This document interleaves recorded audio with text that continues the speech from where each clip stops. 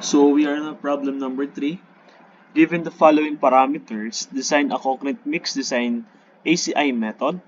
The required average strength will be 28 megapascal with a slump of 75 to 100 millimeters.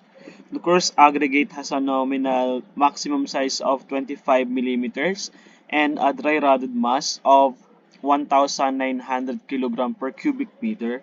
So these are the other properties of your materials or your ingredients. For a cement type, this is type 1 with a specific gravity of 3.15. Your coarse aggregate naman, you have your bulk specific gravity that is equal to 2.75. Your absorption, 3%. For the fine aggregates naman, your bulk specific gravity here is 2.68. Your absorption is 1.2% and your fineness modulus is 3. For the adjustment of aggregate moisture, tests indicate that the total moisture of 5% in the coarse aggregate and 8% in the fine aggregates. So we're going to use the reference here. Your reference na gagamitin natin is the ACI 318 concrete mix design. Okay? We're going to use the ACI 318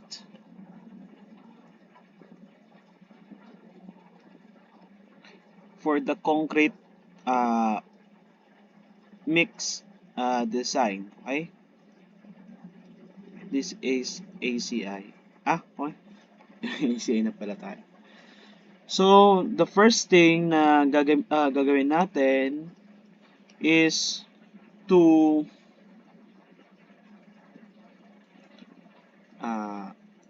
calculate your water cement ratio for the required compressive strength. So, okay tayo.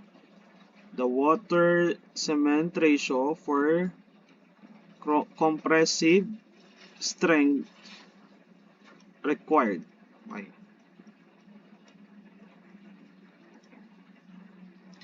So, water cement ratio for compressive strength required. Okay? So, if we're going to look at the table between the relationship of cement to use material ratio and its strength, for given tayo ng strength dito na 28 megapascal, your required average strength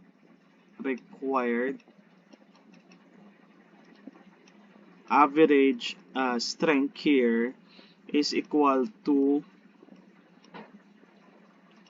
28 megapascal.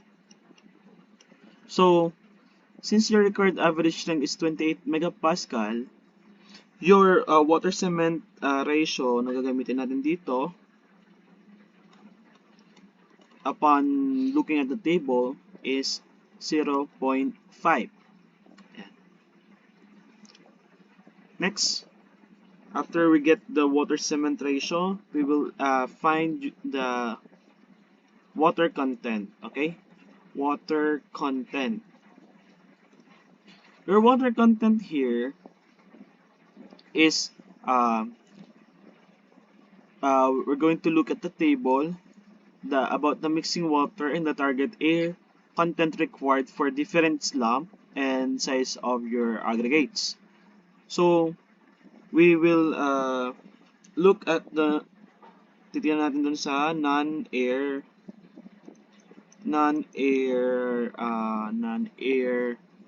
entrained concrete. Okay, non-air entrained concrete. So for non-air entrained concrete, for a size of maximum size of 25, maximum size ng aggregate natin dito is 25 millimeters. We will use an slump na 75 to 100. Also, may slump pa pala tayo. Slump na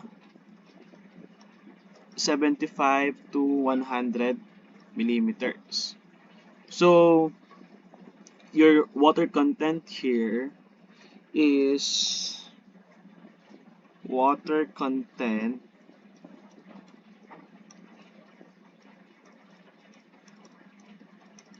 is 193 kilogram per cubic meter. Okay? We already have your water cement ratio and water content. So, after that, makukuha na natin yung cement natin. Okay? Ba? Previous problem, ganun din ginawa natin. How do we compute your cement? Cement is equal to your water content. Okay? Water content all over to the water cement ratio. Okay? So we have your 193 kilogram per cubic meter divided by 0.5. So your cement here is equal to 386 kilogram per cubic meter.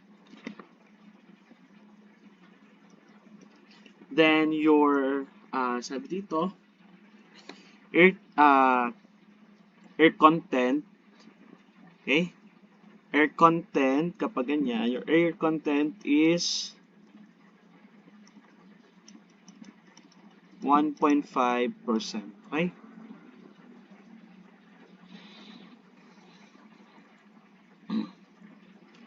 After getting your cement content, we will find your coarse content. Okay? Coarse naman. Sa coarse muna tayo. Fourth. Coarse aggregate.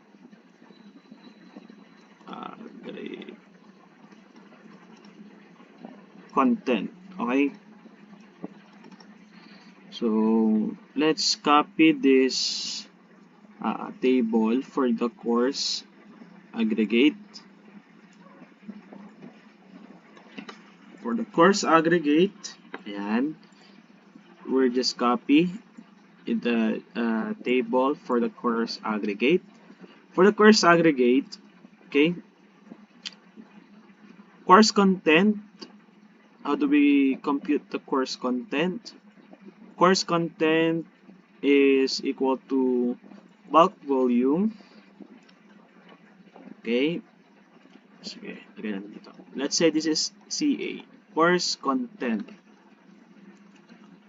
Coarse aggregate content is bulk volume multiply to a dry unit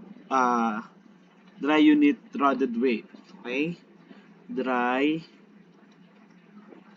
unit rodded weight. And bulk volume times dry unit rodded weight. So upon looking at the table, so we have bulk volume of coarse aggregate per unit volume, per unit concrete.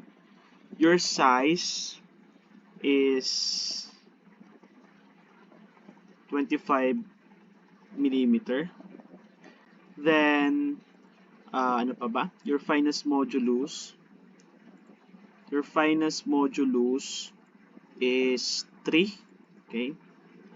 Fineness modulus is 3. Nakalagay natin dito.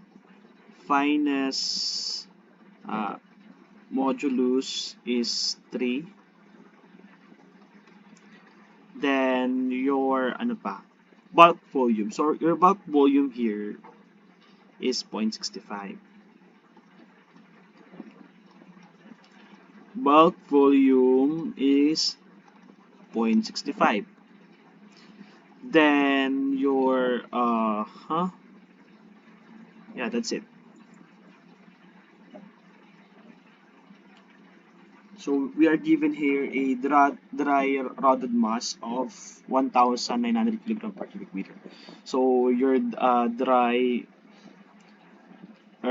unit rodded weight is 1,900 kilogram per cubic meter. So we can compute your coarse aggregate content, that is equal to 0.65 times 1,900 kilogram per cubic meter. We will get your coarse aggregate content, that is equal to 1,235 kilogram per cubic meter. Ginawa ko na siyang whole number. Okay? Next, we need to adjust your coarse aggregate moisture content. So we need to adjusted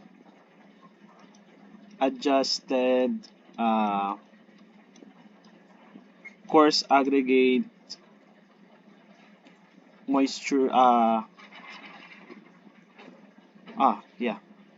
adjusted coarse aggregate weight. Okay.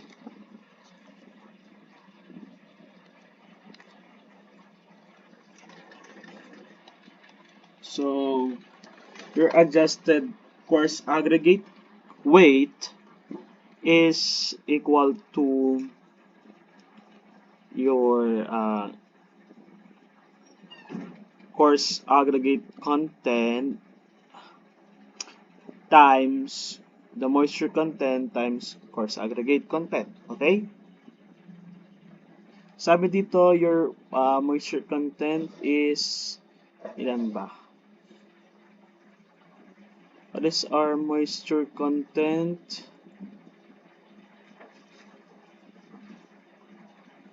5%. Moisture content may nakalagay mo.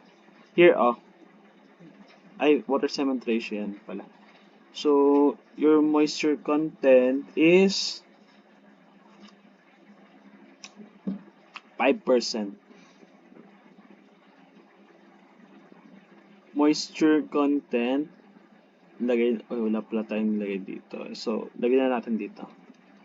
Your moisture content is 5%. So, we need to adjust your coarse aggregate weight. That is equal to the coarse aggregate content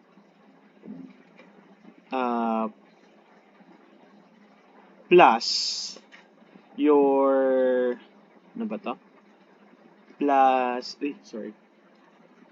plus the moisture content times the coarse aggregate content. Sige, isulat natin na maayos. Coarse aggregate content plus the quantity of moisture content times coarse aggregate content. So you have 1,235 kilogram per cubic meter plus 5% of 1,235 kilogram per cubic meter. So we will get the adjusted coarse aggregate weight, that is equal to 1,297 kilogram per cubic meter. 1,297 kilogram per cubic meter. Okay, adjust na yan.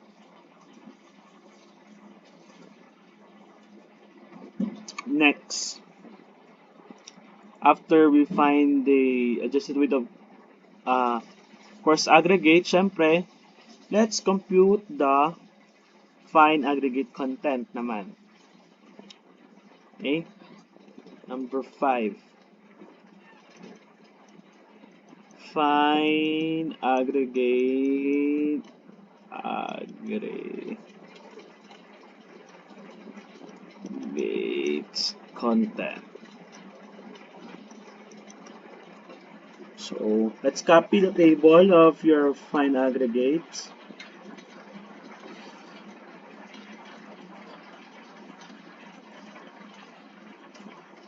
Fine aggregates. So your fine aggregates naman, ganun din yung process na gagawin natin. First, na gagawin natin dito is to find the volume of your fine aggregates. Okay? First thing that we're going to do is to find the volume of your fine aggregates. Okay? Finding the volume of your fine aggregates. Okay? We all know that volume is equal to mass over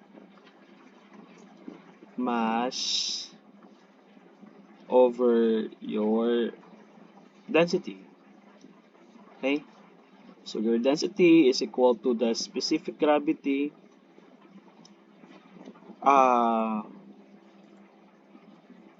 hindi pala. Mali. Your volume is equals to mass over your specific gravity of a specific material times yung density ng water. Okay? Yan. So, your mass here is, ano ba mass natin dito? 193. Ito, water content. 193 kilogram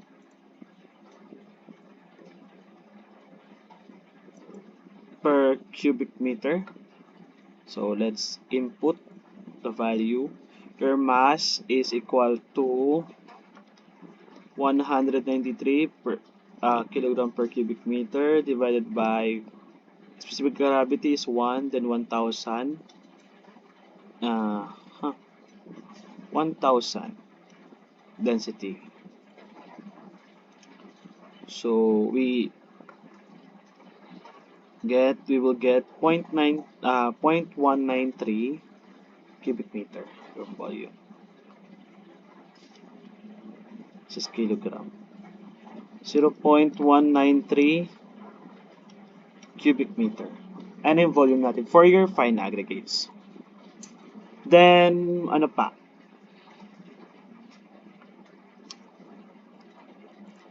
This is only for water. It's only for water. Only. Next, for volume naman. Volume for your cement naman. Volume for cement. You have, saan na yan? Cement, ito. 386. Let's copy this. 386 cubic meter divided by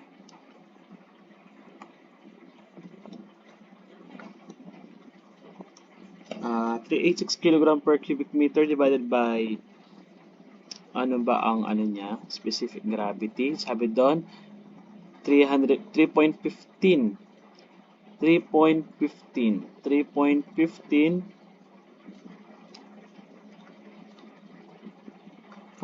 for this is cement to times 1,000. Okay? So your volume for your cement is equal to 0.123 cubic meter. This is for the cement volume. Okay? Next, your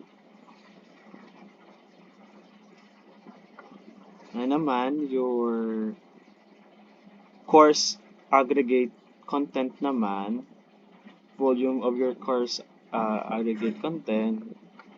Lagyan na natin ito, VCA, VC, this is VW, okay. Coarse aggregate content naman, that is equal to ito, this one,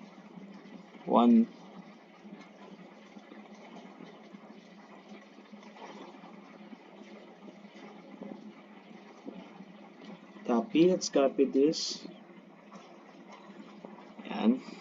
1,235 kilogram per cubic meter divided by ilan specific gravity is 2 point per course. Ito. But specific gravity na 2.75. Okay. Let's right, 2.75 times 1,000. This is equal to 0.449. 0.449 cubic meter. Coarse aggregate. Okay. Next is for air content. Your air content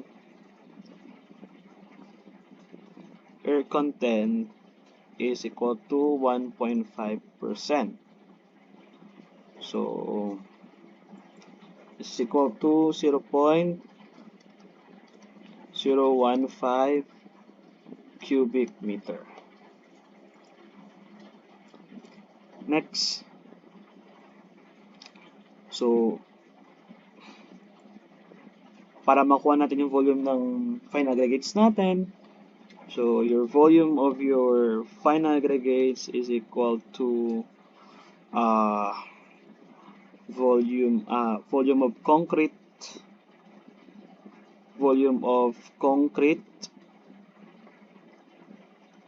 minus volume of all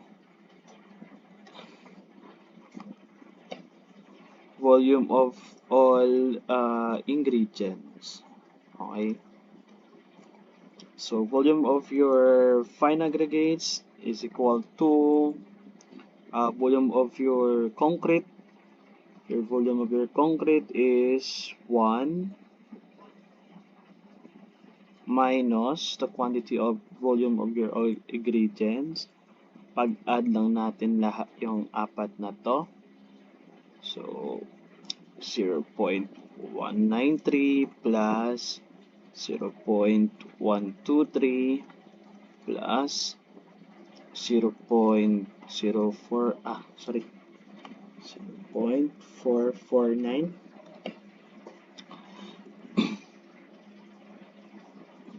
plus 0.15.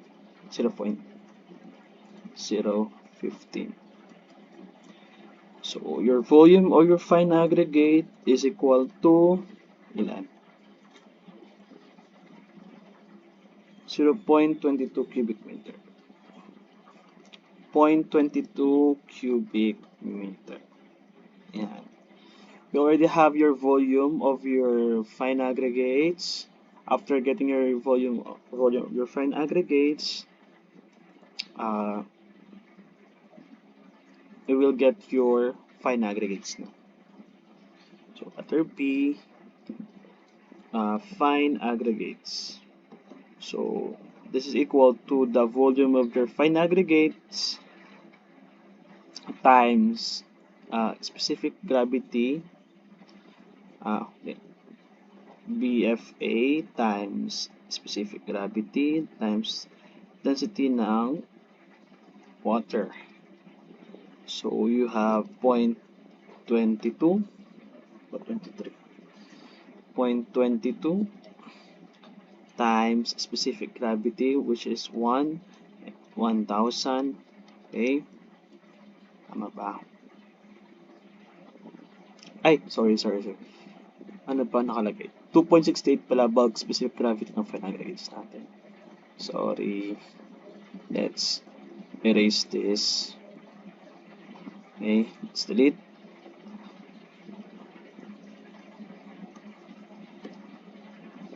So we have 2.68 times 1,000.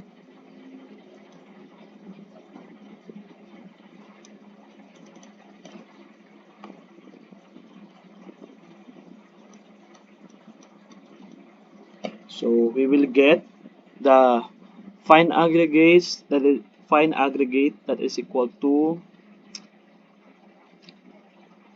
590 kilogram per cubic meter. Full number na lang natin. 590 kilogram per cubic meter.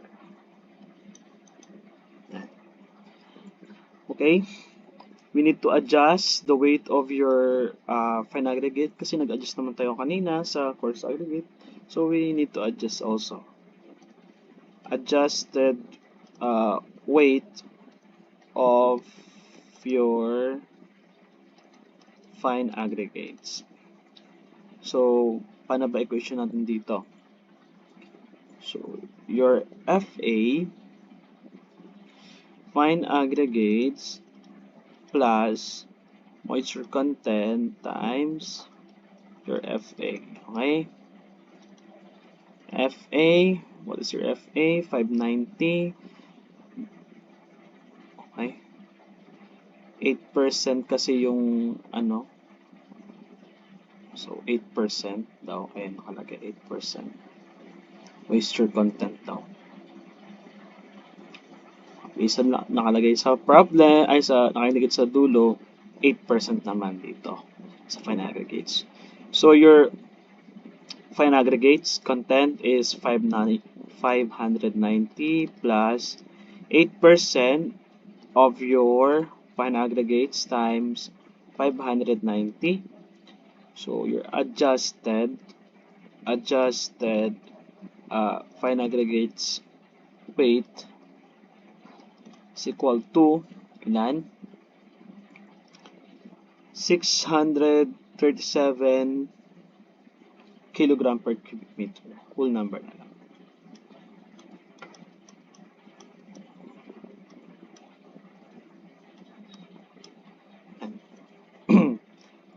Okay? We need to adjust also after that, we need to adjust also the weight of water due to absorption capacity. Number 6. Adjust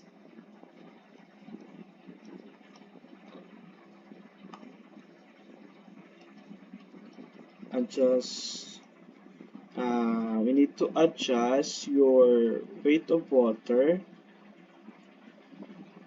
We need to adjust the weight of water due to absorption capacity. Okay? So, adjusted weight of water, okay, adjusted weight of water is equal to water minus your coarse aggregate times fine aggregates. Absorption pala, sorry. Absorption capacities, not fine aggregates. Okay, let's erase this. Absorption capacity minus also your fine aggregates times absorption capacity. Okay? For your water, ilan ba yung water natin? Water, nasan yan? Water content, 193 kilogram. Let's copy this. Let's copy. 190 kilogram minus your CA, where's your CA? Yung CA natin. Ito.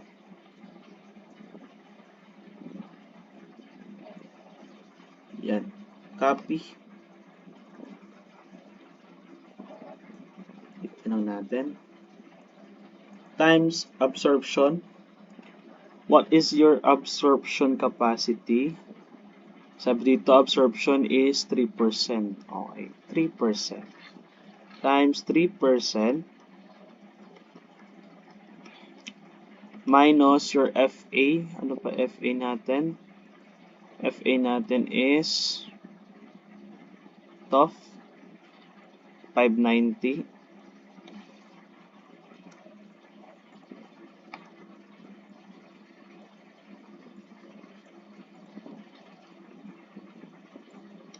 times your absorption capacity na 1.2%.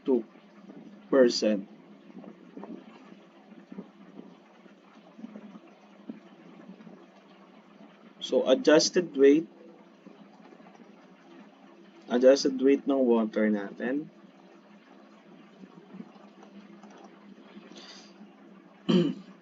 is equal to 149 kg per cubic meter. So whole number na lang tayo, 149 kg per cubic meter. Ayan. So, ayan. So, let's go with the final mix design. So, let's input na lang siguro para mas gawa tayo ng table for us to better understand. Final mix design, let's insert a table.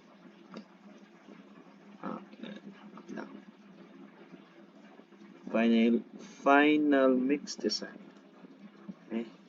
Final mix design with a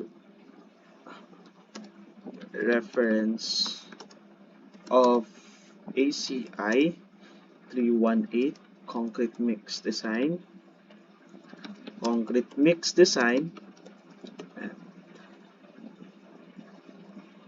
Lakayan natin onte. So, let's make it red. Okay. So, let's insert a table. Table lang natin. Okay. Gumawa tayo ng table.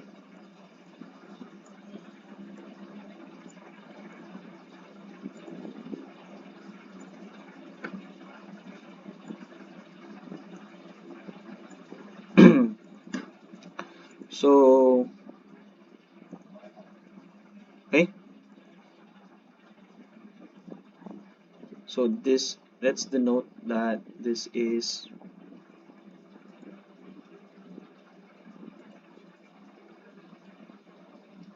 per cubic meter. Okay. Per cubic meter,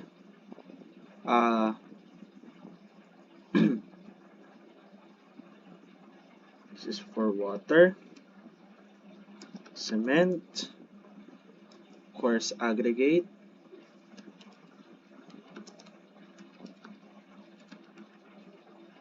fine aggregates,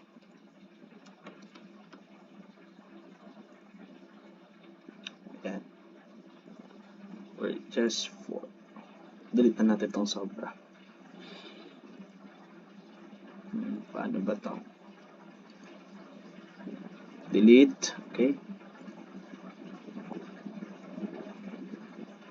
For your water, ilan ba nakuha natin for water? Your adjusted water, saan na yun? Is per cubic meter lang.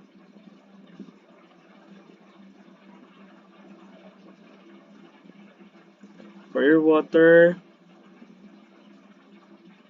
193 kilogram.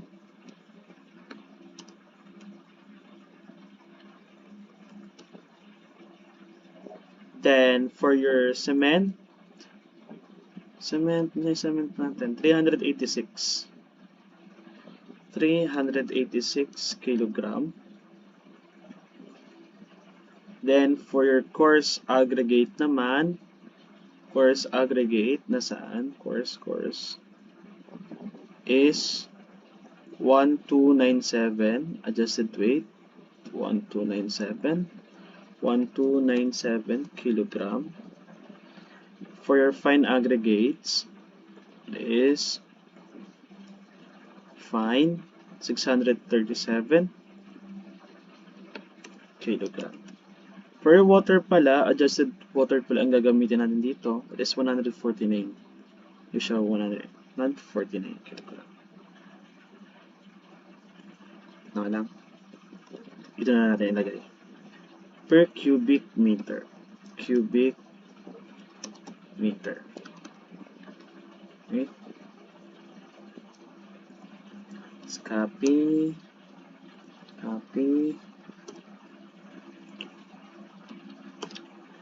This is your final design for this problem.